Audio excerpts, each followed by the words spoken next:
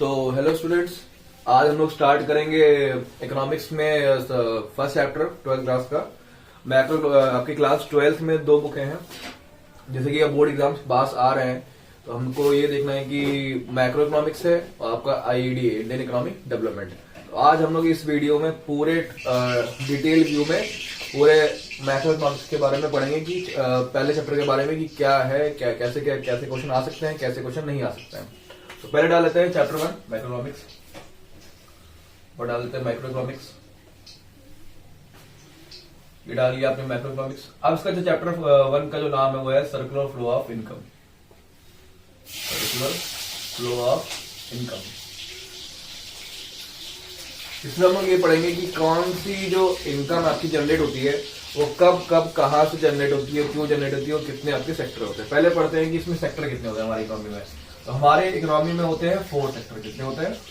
4 sector. डाल देंगे 4 sector of our economy. तो पहला होता है आपका फर्म, दूसरा होता है हाउस होल्ड, और तीसरा होता है आपका गवर्नमेंट, चौथा आपका होता है रेस्ट ऑफ द वर्ल्ड, जिसे वो क्या बोलते हैं फॉरेन सेक्टर। हमें जो कोर्स में पढ़ना है वो हमारे सिर्फ 2 सेक्टर है, इसीलिए हमें पढ़ना है सिर्फ 2 sector economy, 2 sectors of an economy पढ़ना है हमें बस।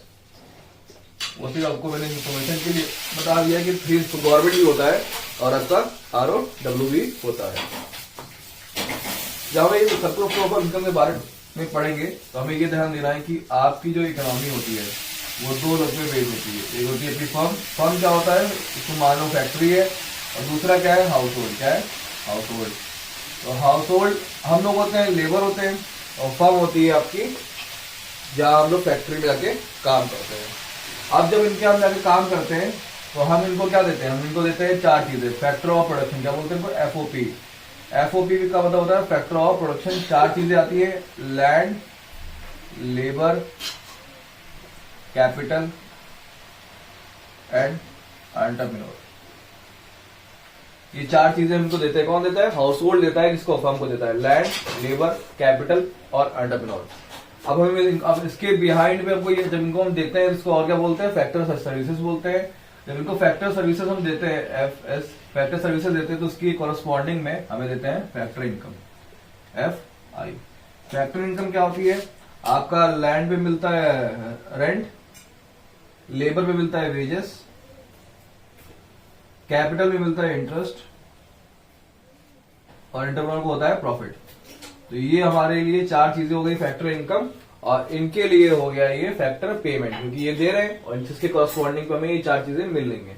तो ये आपका होता है सर्कुलर फ्लो ऑफ इनकम। कैसे हमारी इनकम एक ही सर्कुलर फ्लो में आपकी क्या होती है? फ्लो होती रहती है। जैसे कि हमने काम किया, हाउस होल्ड ने काम किया फर्म के लिए, तो उनको मिला रेंट, वेजेस, इंटरेस्ट और प्रॉफिट। किस चीज पे? लैंड, लेबर, कैपिटल और एंटरप्रेन्योर पे। तो ये चीजें इसी फ्लो में चलती रहती हैं।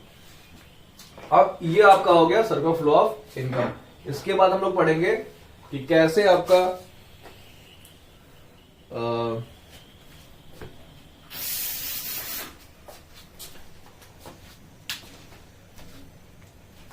फिर पढ़ेंगे कि इसके बाद हमारा क्या आता है। इसके बाद आपका आता है स्टॉक एंड फ्लो। क्या आता है?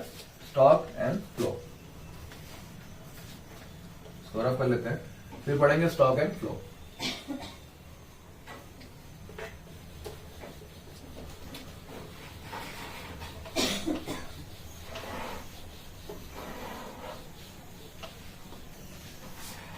तो स्टॉक एंड फ्लो में ये होता है कि जो चीजें आप, इसका डेफिनेशन होगा at a measure at particular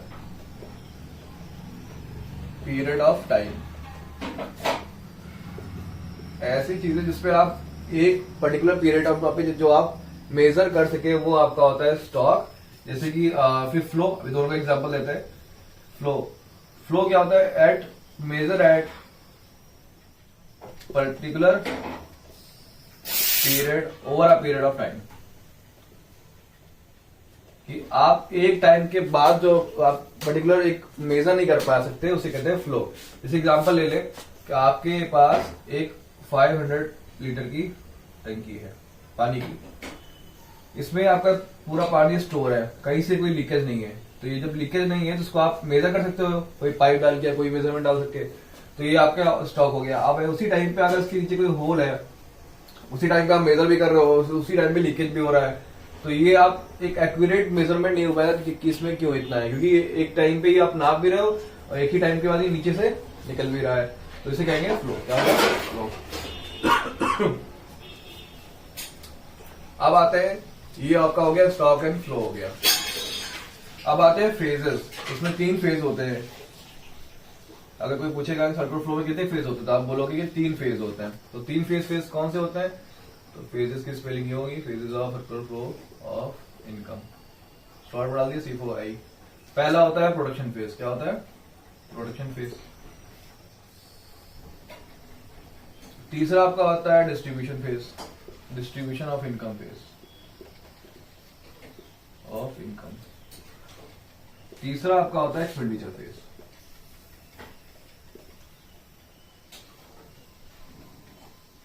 अब इस फेज में होता क्या है? पहले में क्या होता है? प्रोडक्शन। आप जाते हो फैक्ट्री में, हाउस होल्ड जाता है फैक्ट्री में, काम करता है, काम करने के बाद आपका जितना भी काम इसमें होता है उसके बाद प्रोड्यूस होने के बाद हमें इनकम जनरेट होती है। हाउस होल्ड हमें फर्म को उसकी फैक्ट्री सर्विसेज के लिए फैक्ट्री इनकम प्रोवाइड करता है, लैंड आपका। तीसरा क्या है? तीसरे फेज में क्या होता है? जितना आपको इनकम मिलती है हाउस होल्ड को, वो दोबारा खर्च कर देता है वही इनकम को खरीदने पे, जिसके जितना उसने प्रोड्यूस किया दोबारा। तो यही चीज चलती रहती है बार बार, इसीलिए अब जो हमारी इकोनॉमी है वो डेवलप इकोनॉमी नहीं हो पा रही है। तो ये आपके थे 3 phase, production phase, distribution phase और एक्सपेंडिचर फेज। अब आते हैं हम लोग money flow, types of circular flow में। तो 2 फ्लो होते हैं, एक होता है मनी फ्लो, एक होता है फिजिकल फ्लो। मनी फ्लो का दूसरा नाम क्या है? ये आपका फिजिकल फ्लो हो गया। तो मनी फ्लो से नाम से ही समझ में आ रहा है, एक ऐसा फ्लो होता है जिसमें आप काम करते हो, हाउस होल्ड काम करता है फर्म के लिए, और उसके क्रॉसपॉन्डिंग में सिर्फ उसको पैसा मिलता है, उसके अलावा कुछ नहीं मिलता। ये आपका मनी फ्लो हो गया। और फिजिकल फ्लो क्या होता है? जिसमें आप फर्म, हाउस होल्ड काम करता है फर्म के लिए, पर उसको कोई भी मनी नहीं मिलता है, सिर्फ सामान मिलता है, गुड्स एंड सर्विसेज। मतलब रहने को मिल जाएगा, खाने को मिल जाएगा, मेडिकल फैसिलिटीज मिल जाएंगी, पर अगर आप पूछोगे मनी तो पैसा उसको नहीं मिलेगा। इस तरह का ये आपका हो गया, बार्टर सिस्टम की तरह हो गया। तो 2 हो गया आपके फ्लो।